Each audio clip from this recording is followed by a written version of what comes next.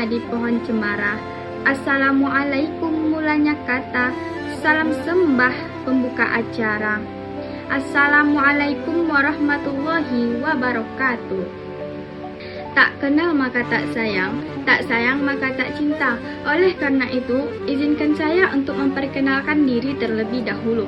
Perkenalkan, nama saya Cici Yovita. Saya merupakan salah satu mahasiswa Universitas Riau jurusan Kimia, Fakultas Matematika dan Ilmu Pengetahuan Alam. Nah, di sini saya akan mempresentasikan salah satu mata kuliah dari Budaya Melayu Riau yang berjudulkan yaitu Sistem Mata Pencaharian Masyarakat Melayu Riau yang dikenal dengan Tapak 8 dengan dosen pengampu Bapak Dr. M. Rizal M. Tambusai, MSc, MH. Sistem ekonomi dapat kita artikan juga sebagai sistem mata pencaharian. Sistem mata pencaharian adalah cara yang digunakan untuk melakukan sesuatu, sedangkan mata pencaharian merupakan pekerjaan yang menjadi pokok penghidupan untuk biaya sehari-hari. Jadi, dapat disimpulkan bahwa pengertian sistem perekonomian orang Melayu adalah cara yang dilakukan oleh sekelompok orang Melayu sebagai suatu kegiatan sehari-hari guna usaha untuk pemenuhan kebutuhan dan menjadi pokok penghidupan bagi orang Melayu. Untuk menunjang hidupnya, setiap masyarakat pasti memiliki mata pencaharian yang utama, sehingga terdapat suku bangsa yang memiliki mata pencaharian khas dibandingkan dengan suku bangsa lainnya. Pada orang Melayu, mereka memiliki sistem perekonomian yang didasarkan pada mata pencaharian Tapak 8. Tujuan dari sistem ekonomi orang Melayu Tapak 8 ini adalah untuk mengamankan sumber penghidupan mereka dan juga strategi untuk menghadapi kegagalan dari krisis akibat dari hanya satu pekerjaan sebagai sumber pendapatan mereka. Nah, sistem ekonomi orang Melayu lebih mementingkan kepada sistem ekonomi kerakyatan, di mana sistem tersebut lebih berpihak kepada kelompok masyarakat dengan ekonomi lemah dan menengah ke bawah. Dan juga sistem ekonomi orang Melayu selalu memanfaatkan hasil alam yang ada di sekitarnya. Sistem ekonomi orang yang digunakan oleh orang Melayu membuat masyarakat memiliki 2 atau lebih pekerjaan. Hal ini dimaksudkan agar orang Melayu memiliki perekonomian yang lebih stabil. Dengan melakukan sistem Tapak 8 ini, orang Melayu dapat menghindari krisis dengan melakukan pergantian pekerjaan dengan pekerjaan yang lebih tepat sesuai dengan kebutuhan yang mereka hadapi sekarang ini. Tapak 8 merupakan sebuah sebutan khusus pada masyarakat Melayu, di mana untuk menjelaskan sistem ekonomi yang dilakukan oleh masyarakat Melayu Riau dan juga yang berlaku di alam Melayu yang menunjukkan jenis-jenis pekerjaan masyarakat Melayu sebagai sumber pendapatan keluarga mereka. Adapun 8 jenis pekerjaan yang masuk ke dalam sistem Tapak 8 tersebut yaitu yang pertama berladang, yang kedua beternak, yang ketiga menangkap ikan atau perikanan, yang keempat bermiro, yang kelima mengambil hasil hutan, yang keenam berkebun, yang ketujuh bertukang, dan yang kedelapan yaitu berniaga. Sistem Tapak 8 yang pertama yaitu berladang. Berladang atau bersawah dilakukan untuk pemenuhan keperluan bahan makanan pokok. Jenis pekerjaan ini dapat saja ditransformasikan dengan bersagu yang masih dikenal oleh sebagian orang Melayu. Misalnya, dalam masyarakat rawa atau pesisir, ada pula jenis pekerjaan menanam ubi atau berkebun jagung dan sayur-sayuran. Tahapan berladang dalam masyarakat Melayu Riau yang pertama yaitu memilih tempat. Tempat dipilih berdasarkan kondisi tempat seperti kesuburan tanahnya dan hak miliknya. Yang kedua yaitu membersihkan sekeliling tempat yang akan digunakan serta daun-daun yang berserakan dibakar supaya api tidak menjalar ke hutan sekitar. Yang ketiga yaitu menebas. Menebas dilakukan dengan memastikan tumbuh-tumbuhan kecil sehingga memudahkan pekerjaan selanjutnya. Yang keempat yaitu menebang. Dilakukan dengan cara menebang pohon-pohon yang besar yang ada di hutan tersebut. Yang kelima yaitu membakar hutan. Pembakaran hutan dilakukan sebulan atau lebih setelah selesai menebas dan menebang pohon. Jika pembakaran dilakukan ketika musim kemarau panjang, maka keliling ladang ditebas dan dibersihkan dari kayu atau daun kering agar api tidak merambat ke semak belukar sekitarnya. Yang keenam yaitu menanam. Proses penanaman bibit biasanya dilakukan pada hari kedua atau ketiga setelah dibakar. Yang ketujuh yaitu pengolahan tanah. Pengolahan tanah dilakukan membalik lapisan tanah dengan menggunakan cangkul. Pengolahan tanah dilakukan untuk mempercepat proses pembusukan daun-daun yang tidak habis dibakar. Yang kedelapan yaitu menjaga. Menjaga tanaman dilakukan dengan menjaganya dari gangguan binatang seperti babi hutan. Yang kesembilan yaitu memelihara atau merawat.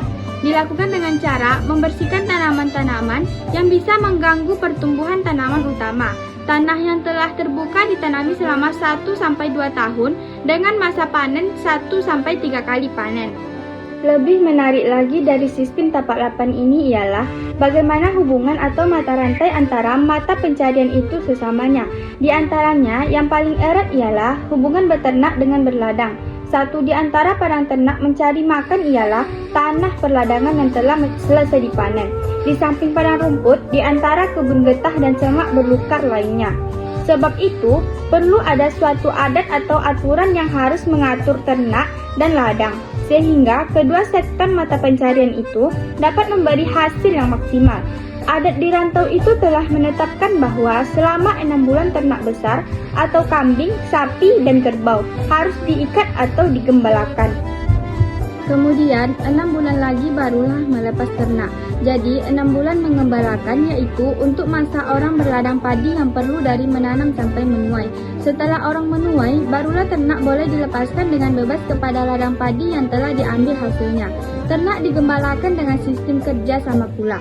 Sejumlah peternak kerbau misalnya membuat semacam organisasi untuk mengatur bagaimana ternak mereka dapat terpelihara dengan baik. Masyarakat Melayu pesisir umumnya tinggal di daerah pantai atau di tepian sungai. Karena itu, kehidupan mereka amat dekat dengan aktivitas mencari ikan. Karena kedekatan dengan pesisir pula, maka rantau-rantau Melayu terjadi tujuan anak dagang yang mengadu nasib dan peruntungan. Sebagai kawasan bahari, sarana transportasi yang populer sejak dahulu tentu transportasi laut. Umumnya, rumah-rumah orang Melayu dahulu berada di tepi pantai, dan kawasan tersebut lama-kelamaan menjadi ramai dengan aktivitas dagang dan pelabuhan. Sedangkan di wilayah sungai, rumah dibangun menghadap ke sungai, sehingga memudahkan untuk persinggahan dan tambangan sampan atau perahu. Salah satu daerah yang saya ambil yaitu Sungai Siak. Sungai Siak merupakan salah satu sungai besar yang mengalir di Provinsi Riau yang memiliki banyak fungsi. Salah satunya dari fungsi tersebut ialah penangkapan ikan. Kegiatan penangkapan ikan di Sungai Siak menggunakan alat tangkap yang bersifat tradisional yang dilakukan secara berkelompok atau perorangan. 8 jenis alat tangkap yang beroperasi di Sungai Siak mulai dari Kuala Tapung sampai Muara Mandau yaitu jaring, rawai, tajur, luka, pengilar, belat, dan jala. Alat tangkap jaring dan jala merupakan alat tangkap yang paling banyak digunakan, sehingga dapat disusul dengan alat tangkap yang lainnya. Selanjutnya yaitu beniro atau menete enong. Masyarakat Kabupaten Kuantan Sengingi memiliki beberapa kearifan lokal, yaitu beberapa kearifan lokal budaya perkandangan, kearifan lokal lubuk larangan. Tanaman enong yang dimanfaatkan oleh masyarakat Kuantan Sengingi adalah enong yang masih tumbuh secara liar atau alami dan yang belum ada pembudidayaan oleh masyarakat. Nira enong dimanfaatkan untuk gula dan minuman tua. Pengrajin enong juga memanfaatkan lidi dan ijuk untuk membuat sapu. Sedangkan pelepah enong biasanya dimanfaatkan oleh para masyarakat untuk membuat kayu api. Yang selanjutnya yaitu perhutanan. Usaha lebah madu sialang dapat dikatakan sebagai salah satu dari sistem mata pencarian tapak 8. Usaha lebah madu sialang di Desa Segati, Kabupaten Pelalawan Riau telah ada sejak zaman dahulu. Salah satu pengusaha lebah sialang yang dapat ditemui adalah Datuk Wahar Janggut. Hal ini dapat dikatakan bahwa kegiatan usaha ini dilakukan dengan cara mengambil hasil hutan atau disebut juga dengan merambah hutan. Setelah pohon tersebut dirawat oleh pengusaha sialang, barulah pohon yang dihuni oleh koloni lebah tersebut menjadi pohon sialang. Oleh karena itu, usaha lebah sialang dapat dikatakan sebagai usaha merambah hutan. Selanjutnya yaitu bertukang. Jenis pekerjaan ini lebih pada aktivitas menjual jasa tenaga, keahlian ataupun kemahiran kerja. Sebagian orang Melayu yang sudah mahir atau pandai bertukang dapat menghasilkan pemenuhan hidup keluarga mereka dari pekerjaan tersebut. Selanjutnya yaitu berniaga. Tradisi kehidupan yang suka mendiami periaran atau pantai dan aliran sungai telah membuat orang Melayu menjadi suku bangsa yang suka berlayar. Tentulah, budaya perairan ini yang telah memberi peluang munculnya potensi dagang orang Melayu. Kata dagang memang berarti memikul atau membawa barang dari suatu tempat ke tempat yang lain. Jadi, perdagangan memang telah mempunyai hubungan sebab akibat sehingga menjadi dua budaya yang hampir sehati. Dan yang terakhir yaitu perkebunan.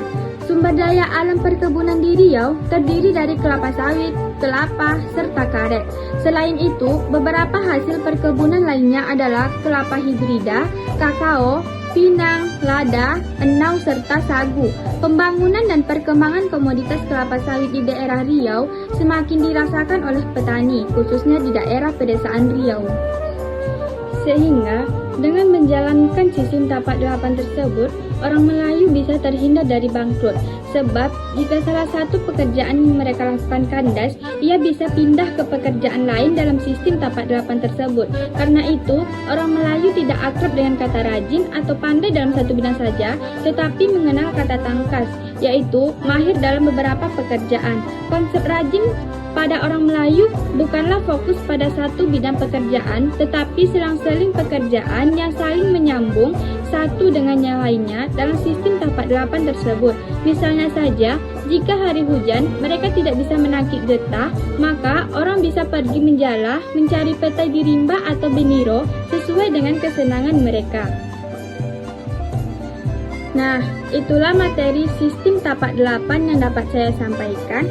Saya sudahi dengan sebuah pantun. Kalau ada sumur di ladang, boleh kita menumpang mandi. Kalau ada umur yang panjang, boleh kita berjumpa lagi. Assalamualaikum warahmatullahi wabarakatuh.